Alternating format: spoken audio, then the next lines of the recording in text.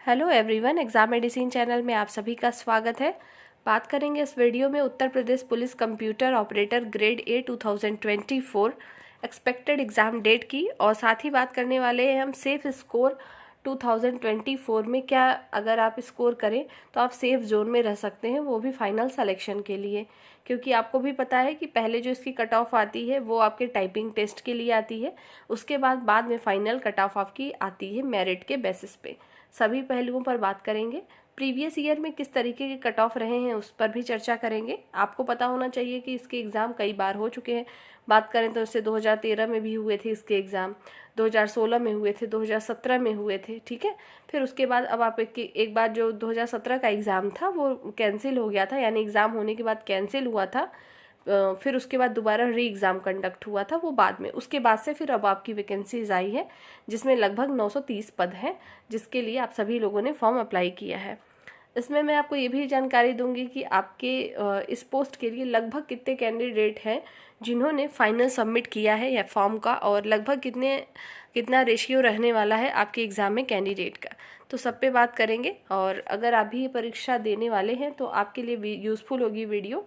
अगर आप इस परीक्षा से संबंधित नहीं हैं तो आपके काम की ये वीडियो नहीं है। आइए हम देखते हैं एक एक करके, और इसके सब्जेक्ट के बारे में भी बात करेंगे कि किस तरीके से क्या चीज़ें हैं। कुछ चीज़ें मैंने स्क्रीन पर मेंशन कर रखी हैं, कुछ चीज़ें ऐसी हैं जो कि मैं आपको वैसे भी बता दूंगी। तो आइए देखते हैं, एक एक चीज़ों पर बात करेंगे। सबसे ज़्यादा ज़रूरी है हमारा ये है कि हमें ये पता हो लगभग एक्सपेक्टेड एग्ज़ाम डेट क्या हो सकती है।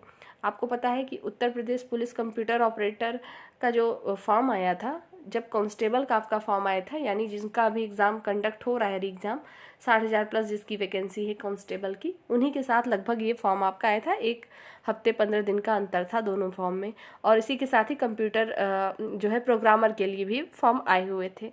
अगर कांस्टेबल के एग्ज़ाम जो अभी हुए थे 6 महीने पहले, जनवरी में जब आपके एग्ज़ाम चल रहे थे, तो अगर वहाँ पर एग्ज़ाम कंडक्ट हो चुका होता अच्छे से, पेपर लीक का मैटर ना आता, तो आपके भी एग्ज़ाम हो चुके होते अब तक। तो ऐसा हुआ नहीं, इसी वजह से हम लोगों की जितने भी अभ्यर्थी हैं किसी के भी जो है डेट नहीं आई। तो आपको यहाँ पर ये समझना है, अब इसके री एग्ज़ाम कंडक्ट हो रहे हैं। आज 30 था, यानी आज एग्ज़ाम हो रहे थे आपके जो है सेकेंड शिफ्ट के, ये भी हो चुके। और 31 अगस्त को लास्ट एग्ज़ाम है उत्तर प्रदेश पुलिस कांस्टेबल की। तो ये इनके परीक्षाएं कंप्लीट हो चुकी हैं, अब आपकी ही परीक्षाएं होनी हैं। आपकी भी डेट आपको जल्द देखने को मिलेगी। सितंबर लास्ट तक आपको डेट आ जाएगी एग्ज़ाम की, और आपकी परीक्षाएं जो है अक्टूबर मंथ में कंडक्ट होने की संभावना है। देखिए, जो आपका फेस्टिवल दिवाली पड़ रहा है तो अक्टूबर लास्ट में है, 30 तक है लगभग दिवाली। एग्जैक्ट डेट नहीं ध्यान है, लेकिन लगभग 30 तक है। तो उसके पहले आपके वो दशहरा आएगा, उस समय फेस्टिवल चलेंगे। मतलब आपके एग्ज़ाम अगर होने हुए तो 20 अक्टूबर के पहले होंगे। अगर नहीं हो पाते हैं किसी कंडीशन में, तब आपका जो है 20 से लेके 30 अक्टूबर, यानी 10 दिन के अंदर तो नहीं रहेगा। फिर आपके एग्ज़ाम कब होंगे? नवंबर में होंगे। अगर देखा जाए तो बहुत अंतर नहीं आएगा। मान लीजिए अब आपके पास 2 से ढाई महीने मैक्सिमम, वैसे तो कम से कम 2 ही महीने मान के चलिए है। और सब्जेक्ट आपके पास जो दिए गए हैं उसमें रिवीजन बहुत प्रॉपर करने की ज़रूरत है, ठीक है। तो अपनी तैयारी अब बेहतर ढंग से शुरू कर दीजिए, अभी भी न कर रहे हो आप सभी तो, ठीक है। तो आपको समझ में आ गया होगा कि आपकी एक्सपेक्टेड डेट क्या रह सकती है। जैसा कि मैंने आपको बता ही दिया है, अगर एग्ज़ाम हुआ तो आपके लगभग 2 अक्टूबर से लेके 20 अक्टूबर के बीच में होगा। नहीं होता है इन डेट पर कभी भी एग्ज़ाम, तो फिर आपका नवंबर में ही एग्ज़ाम कंडक्ट होगा, ठीक है। तो इसको देख लीजिए आपकी क्या तैयारी है, किस तरीके से है, और अपना इस पे समय दीजिए। क्योंकि आने वाले टाइम में यूपी जो है SSSC मतलब अधीनस्थ सेवा चयन आयोग की तरफ से भी कुछ ऐसे एग्ज़ाम कंडक्ट होंगे जिसमें पीईटी परीक्षा अनिवार्य नहीं होगी, तो आपको वहाँ पर भी अवसर मिल सकते हैं। तो तैयारी और ये पढ़ाई वाला जो दौर चल रहा है बहुत बेहतरीन है, बढ़िया से पढ़ाई शुरू करें आप सभी लोग। तो ये तो रही बात आपके डेट की। अब बात कर लेती हूँ कट ऑफ की, कि प्रीवियस ईयर कट ऑफ की बात करें तो देखिए, हर एक ईयर का तो नहीं, लेकिन आपको एक आंकड़ा मैं लगभग बता रही हूँ कि क्या रहता है फाइनल सिलेक्शन के लिए। जो आपको फाइनल सिलेक्शन होता है, जिसे आपको पता होना चाहिए, 200 नंबर का आपका जो है एग्ज़ाम होता है। कितने नंबर का होता है रिटन एग्ज़ाम? 200 नंबर का। लेकिन आपको जो क्वेश्चन एग्ज़ाम में मिलते हैं 160 प्रश्न मिलते हैं। तो अब ये समझने वाली बात है, 160 प्रश्न है लेकिन क्वेश्चन नंबर कितने मिलते हैं आपको? 200। यानी एक क्वेश्चन आपका कितने नंबर का होता है, 1.25 का होता है। ठीक है, और आपने विज्ञापन पढ़ा होगा तो वहाँ साफ साफ लिखा होता है कि टंकण परीक्षा यानी टाइपिंग परीक्षा के लिए लगभग 5 गुना और 6 गुना अभ्यर्थियों को बुलाया जाता है। तो आप में लगभग मान के चलिए 930 पद है। ठीक है, 930 पद है, तो कुल मिला के 5 से 5,500 जो है अभ्यर्थी जो है इसमें बुलाए जाएंगे टाइपिंग टेस्ट के लिए। ठीक है, इस 2024 की मैं बात कर रही हूँ। तो आपका जो कट ऑफ निर्धारित होता है, पहली बार जब कट ऑफ आता है वो कट ऑफ और जो फाइनल यानी टाइपिंग टेस्ट के बाद जो कट ऑफ आता है उसमें कुछ नंबर का इंक्रीजमेंट हो जाता है। अधिकतर ऐसा देखा जाता है कि वो इंक्रीज़ हो जाते हैं, नंबर बढ़ा दिए जाते हैं, क्योंकि टाइपिंग के लिए आपको 40% कम से कम नंबर आपके होने चाहिए थ्योरी एग्ज़ाम में। 40% की बात करें, अगर हम क्वेश्चन की बात करें, मान लो 160 प्रश्न है, आप 64 प्रश्न अगर सही करेंगे तो आपको कुल मिला के 80 नंबर मिल जाएंगे। ठीक है, 80 नंबर आपको मिलेंगे तो आप टाइपिंग के लिए कॉल हो जाएगी, आपको टाइपिंग के लिए बुलाया जाएगा। तो 160 में से कम कितना 64 क्वेश्चन सही होगा तो टाइपिंग के लिए मैक्सिमम चांस हो जाते हैं आपको बुलाने को। लेकिन क्या आप सोचते हैं कि 80 पे सिलेक्शन होगा? तो नहीं होगा। आइए अब समझिए कुछ आंकड़ों से। पहले जब एग्ज़ाम हुआ करता था तो देखिए पहले कट ऑफ कम जाती थी, अब दिन पर दिन जो है कट ऑफ ज़्यादा ही जाती है। पहले कभी 2016 की बात करें, 2016 में जो है इसमें ये भी समझना है आपको कि मेल और फीमेल की कैटेगरी वाइज कट ऑफ अलग अलग जारी होती है। तो मेल की कट ऑफ मैक्सिमम अगर 16 की बात करें तो लगभग 118 के करीब था, और महिलाओं की कट ऑफ की बात करें तो 81, 82 इतने पे जो है हो गया था। कैटेगरी वाइज और आप कम कर सकते हैं। तो देखेंगे 16 का है, लेकिन जैसे ही 17 आया, 2017 में जब एग्ज़ाम हुए, जिसका री एग्ज़ाम की मैं बात बताई आपको कि बाद में उसका 2019 में री एग्ज़ाम कंडक्ट हुआ था, उसमें मेरिट जो है ज़्यादा गई, लगभग आप मान लीजिए 125-26 के रेशियो में थी। ठीक है, तो अधिकतर आप देखेंगे 125-26 गई थी। फाइनल सिलेक्शन की मैं आपको कट ऑफ बता रही हूँ।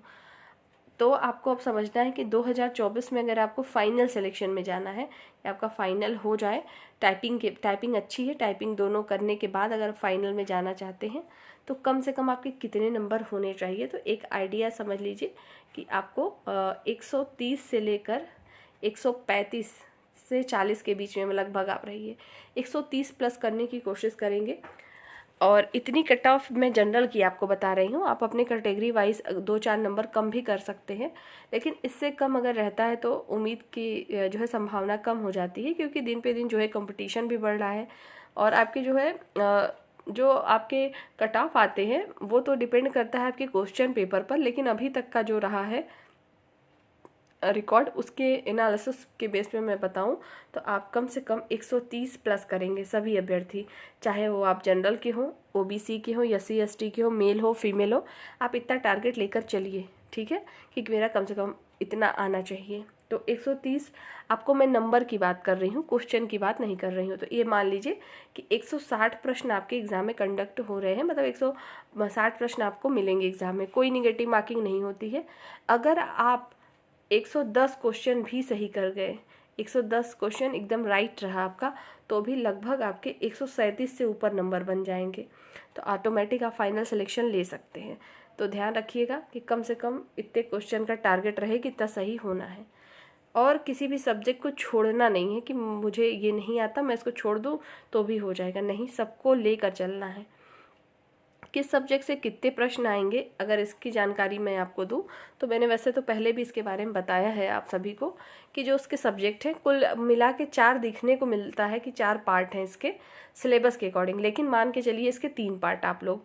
पहला क्या होगा, पहले पार्ट में आप मान लीजिए 40 प्रश्न आपके जो आते हैं ये GK GS के आएंगे। ठीक है, GK GS, इसमें करंट इंक्लूडेड है। 40 क्वेश्चन आपके एप्टीट्यूड और रीजनिंग दोनों को मिला के आ जाते हैं, और जो बचे इन दोनों को ले लेंगे तो 80 क्वेश्चन, और बचा 80, जो 80 क्वेश्चन होता है 80 क्वेश्चन जो होते हैं वो आपके कंप्यूटर साइंस से आते हैं। कंप्यूटर साइंस का सिलेबस तो देखा ही आप सभी ने कि कितना है क्या है, हर एक टॉपिक से प्रश्न उसमें आते हैं, और डीप से भी प्रश्न आते हैं बहुत। तो ऐसा ही नहीं, कुछ प्रश्न जैसे मान लीजिए मैंने कहा 80 प्रश्न आते हैं तो 20 से 30 प्रश्न ऐसे रहेंगे कि जो सभी कर लेंगे। ठीक है, लेकिन इसके बाद के जो प्रश्न होते हैं थोड़ा सा डीपली होते हैं, आपको उसकी जानकारी होनी चाहिए, तभी आप राइट आंसर कर सकते हैं। दूसरी बात यह है कि इसमें निगेटिव मार्किंग नहीं होती, तो आप गेस लगा लीजिए, तुक्का मार लीजिए, सही हो जाए वो बात अपनी जगह है, लेकिन अगर आप इसको सीरियस होकर पढ़े होंगे तभी आप जो है अच्छा स्कोर कर सकते हैं। और ये बहुत स्कोरिंग सब्जेक्ट है देखा जाए तो। अगर किसी का 80 क्वेश्चन पे कमांड है कंप्यूटर साइंस के, तो उसको बहुत ज़्यादा उलझने की ज़रूरत ही नहीं पड़ेगी, ठीक है। 80 क्वेश्चन, ठीक। तो ध्यान रखिएगा कि आपको यहाँ से बहुत अच्छा करना है कि आप कंप्यूटर साइंस का जो क्वेश्चन आपको मिले कम से कम 80 में से आप 70 प्लस सही करिए। 70-75 प्रश्न लोगों के सही भी होते हैं, आप इतना टारगेट रखिए। बाकी जीके जीएस में आपको पता है कि कितना भी पढ़ ले 40 में 40 सही करना बहुत बड़ी बात हो जाती है। तो 40 में बहुत नहीं तो आप कम से कम 30 का आंकड़ा रखेंगे। आप यहाँ 70 हो गया, ये 30 हो गया, 100 तो आपके ऐसे ही हो गए। 40 बचा आपका यहाँ पर रीजनिंग, 40 रीजनिंग और एप्टीट्यूड दोनों मिला के, तो इसमें आप अच्छे से नंबर, इसमें तो पूरे में पूरा लाया जा सकता है। फिर भी हम अगर इसमें 5 नंबर कम कर दें 35, ये मैं आपको कम करके बता रही हूँ, तो भी आपका आंकड़ा बहुत ज़्यादा जा रहा है, ठीक है। तो उस तरीके से आप मैनेज करिए कि कौन सा सब्जेक्ट आपका वीक है, क्या है, उस हिसाब से उसको हैंडल करिए, ठीक है। तो इस तरीके से आपको करना है। कंप्यूटर साइंस कैसे पढ़ना है, कैसे तैयारी करनी है आपको, मैंने भी कुछ ऐसे टॉपिक जो कि आपको नॉर्मल किताब में नहीं मिल पाते, मैंने भी इसमें प्लेलिस्ट बनाई है, मैं उसको कंटिन्यू दे भी रही हूँ, ज़रूरत हो तो वहाँ से पढ़िए। बाकी आप गूगल की भी मदद ले सकते हैं, और बाकी आपके पास अरिहंत की, लुसेंट की कोई भी किताब हो अच्छी, या परीक्षा मंथन की आती है वो है, तो उससे आप पढ़ाई कर सकते हैं। आप अपना पहले सिलेबस देखिए, टॉपिक देखिए, टॉपिक वाइज सब कुछ कवर करिए। ये चीज़ें आपको थ्योरी एग्ज़ाम के लिए करनी है। अब प्रॉब्लम कुछ अभ्यर्थियों की ये है टाइपिंग स्पीड के बारे में। टाइपिंग के बारे में डिटेल्ड वीडियो कंप्यूटर ऑपरेटर के बारे में मैंने पहले भी बता दिया है, और अभी बस छोटे में बताना यही चाहूँगी, हिंदी इंग्लिश दोनों करना होता है। 25 वर्ड पर मिनट हिंदी की टाइपिंग, 30 वर्ड पर मिनट इंग्लिश की टाइपिंग होती है आपकी, ठीक है। इंग्लिश एक्यूरेसी 85 चाहिए, इसमें लिखा हुआ है साफ साफ। 85 बहुत ही कम है, समझिए बहुत अच्छा है, बहुत आसान है इसका टाइपिंग निकालना। तो टाइपिंग प्रैक्टिस करिए। और ये जो कोई अगर आपको ये बताता है जादुई छड़ी कि घुमाओ और टाइपिंग आ जाएगी, ऐसा नहीं है। टाइपिंग चाहे कहीं भी देना हो, कुछ भी देना हो, प्रैक्टिस, जितनी प्रैक्टिस उतना परफेक्ट होंगे आप। उसमें कोई किसी की हेल्प नहीं कर सकता। हेल्प बस इतनी हो सकती है, आपको टिप्स दिया जा सकता है कि नहीं आप अपने फिंगर को इतना सेट करिए, हमेशा स्क्रीन देख के टाइपिंग करना सीखिए, और मैनुअल फॉर्म में भी आप लोग टाइपिंग किया करिए। जैसे अगर आप 30 मिनट टाइपिंग रोज करते हैं तो 10 मिनट जो है किसी भी न्यूज़पेपर से, बुक से देख कर टाइप करिए, और जो आपके 20 मिनट बचते हैं आप ऐसे ही ऑन स्क्रीन करिए, क्योंकि आपको वहाँ पर तो ऑन स्क्रीन ही करना है, आपके वर्ड भी हाईलाइट होते हैं इसमें, ठीक है। ये अच्छी बात होती है कि इसमें वर्ड हाईलाइट होते हैं, ठीक। तो बाकी अगर आपको इस परीक्षा से संबंधित आपके कोई भी सवाल होंगे तो आप पूछ सकते हैं, नेक्स्ट वीडियो में आपको बता दिया जाएगा। और अगर आपके ऐसे रहते हैं क्वेश्चन जिसका समाधान तुरंत कमेंट सेक्शन में हो सकता है तो वहाँ बता देंगे आपको, ठीक है। बाकी अपनी पढ़ाई करते रहिए, एग्ज़ाम आपके नज़दीक है, ज़्यादा समय है नहीं, और जैसा मैंने बता ही दिया लगभग आपको 2 महीने हैं आपके पास। तो ऐसा है नहीं कि बस यही परीक्षा होगी, और भी परीक्षाएं होंगी, क्योंकि परीक्षाएं तो देते ही रहना है, क्योंकि इसका कोई ये नहीं होता निर्धारित कि आपके रिजल्ट कब आएंगे, क्या होगा। इसलिए कोशिश करते रहिए, जहाँ भी आप एलिजिबल हैं फॉर्म डालिए और अपनी तैयारी एक बेहतर करते रहिए। नेक्स्ट वीडियो में फिर जल्द मिलेंगे हम। जय हिंद।